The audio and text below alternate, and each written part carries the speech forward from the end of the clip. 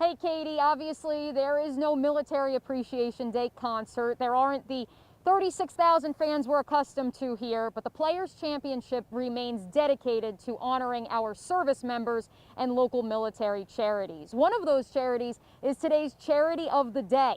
Firewatch was founded about 15 months ago with the goal of ending veteran suicide. 6,000 veterans commit suicide each year here in the United States, 500 of them right here in Florida.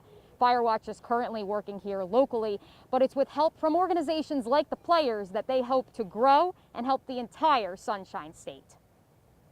It means everything to us. It's going to increase awareness of our program tremendously.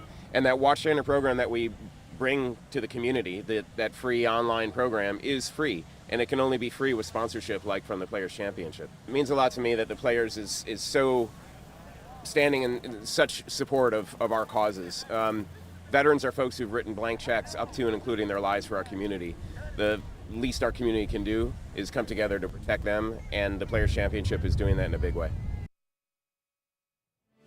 Practice rounds ongoing here at TPC Sawgrass, 20% capacity. The first round of the 2021 Players' Championship is scheduled for this Thursday. Quick before we go, some developing Jaguars news. The franchise is expected to place the franchise tag on left tackle Cam Robinson. That means they either retain his services on a one-year deal or they must trade him. Head coach Urban Meyer currently meeting with the media. We will bring you the latest on the Jaguars, the Players, and oh so much more, both on the air and online at firstcoastnews.com.